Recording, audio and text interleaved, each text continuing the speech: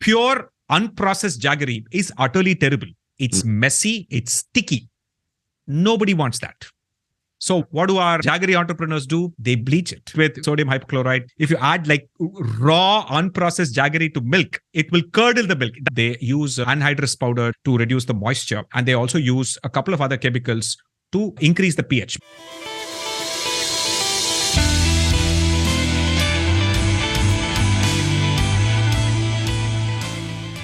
There is this complete irrational fear, but interesting fear of sugar, which is fair enough. I mean, a lot of our metabolic diseases are because of overconsumption of sugar and carbohydrates. It's fair enough. You'd be surprised by the number of people who believe that their diabetic parents can eat Jaggery, but not sugar, because it's natural. So it is natural. It is filled with minerals. I said, okay, let's debunk that. And that's made such a lot of people, a lot of these Ayurvedic types very angry, saying that how can you promote a processed chemical product? And which kind of brings me to this whole irrational fear of chemicals. No, food is chemical too. It's just that it's all chemicals at the end of the day. So if you're saying that I will not eat chemicals, I mean, you have to starve. You won't be able to breathe either. But again, everything you breathe is chemicals as well. So it comes down to this sort of feeling that somehow natural is better than artificial is one. The second level of the problem is processed is not as good as unprocessed, is another part of the illusion. The third thing is that somehow the same molecule, if it came from Jaggery, is different than if it came from white sugar. This also people believe. That sucrose is different. It came from a natural source. So again, it's almost a very basic failure of, I guess, high school chemistry teaching to say that a molecule is a molecule. It doesn't matter where it came from. And once it gets inside your body, as far as your small intestine is concerned, it doesn't matter. That whether it's Jaggery or this, it's all being broken down to glucose and fructose, and you're getting more or less the same amount. You're getting a tiny bit more minerals from Jaggery. Clearly not enough for your daily allowance and all that, but you're getting it with a ton of sugar. So people say white sugar is filled with chemicals. I said, okay, let's assume for a moment that it is indeed filled with chemicals. And I'm also not doubting the fact that in the making of sugar, it has to be bleached. A lot of chemicals have to be added to get it to the shape that it finally is. Understood. So the first question is, do you know what chemicals go in? Many people simply don't. They just know it's chemicals. Second thing is, let's assume that you know what those chemicals are. How much of those residues are left in your actual sugar? Should be the actual question.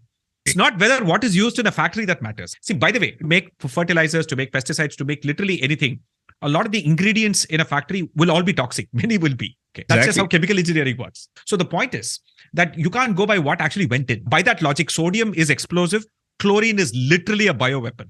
But sodium chloride is salt. You don't calling salt poisonous because its ingredients were actually like dangerous and so on. The next thing that happens is the fact that how much of the chemicals actually are in sugar. And then you point people to say that, look, according to the FSSAI, which is the Food Standards Authority of India, if you're selling a packaged sugar product, by law, it is required to be 99.5% sucrose. FSSAI also means if you just do a little bit of reading, you know that if I have a factory and if I'm making a packaged product with a ISI symbol and all this FSSAI symbol and all that, yes, I know this is India. Yes, of course, theoretically, you could say you could bribe and all that. But I mean, come on, this is 2022. Surely there has to be some quality checks in the factory. Somebody's checking something. Somebody's verifying. Some reports have to go. There has to be some framework of some kind of testing happening. So even if you assume it's not 100%, do you really believe that a Tata or a Godrej or an ITC is going to leave behind tons of chemical residue in your sugar? That's just ask yourself that basic question and poison you. Okay. So therefore, let even assume they did, but it is legally required to be tested to be 99.5% sucrose, which leaves 0.5% for all of your dangerous chemical impurities to remain.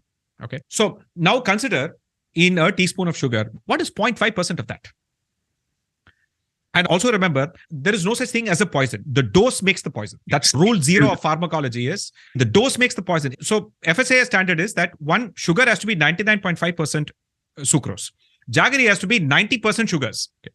That's the rule. It usually is anywhere from 80 to 85% sucrose, up to 5% fructose. And the remaining 10% is moisture, molasses, and all those other minerals and so on. So that's because it's a relatively less processed. Now, here's the interesting thing.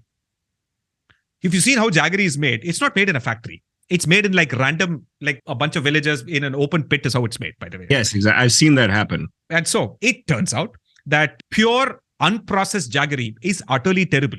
It is dark brown in color. It's messy. It's sticky. Nobody wants that. So what do our Jaggery entrepreneurs do? They bleach it. They bleach it with sodium hypochlorite. They use anhydrous powder to reduce the moisture. And they also use a couple of other chemicals to increase the pH, because Jaggery is pretty high pH. It's very acidic. If you add like raw, unprocessed Jaggery to milk, it will curdle the milk. That's how acidic it is. You could like make paneer with it. People need that Jaggery to be not as acidic. And people are still under the illusion that Jaggery is unprocessed. The only difference is that a sugar is processed in a factory where there is regulation, where there are people with engineering degrees and quality controls and the government looking over you. And Jaggery is made by people with absolutely no knowledge of this at all. And they just know by sort of a sleight of hand that I need to dump 1 sack of sodium hypochlorite, 1 sack of this chemical. It's completely unregulated. And I am not having Jaggery again. That's the problem. It is not good for you.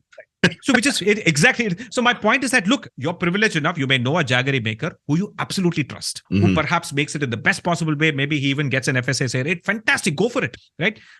Jaggery is actually delicious in many Indian dishes. It tastes better than sugar. But if you want to say bake with it and all, it's terrible. Not great for baking at all. It won't really work well with baking situations. So the point is that I think I'm not asking people to say prefer sugar over Jaggery. That's not the point.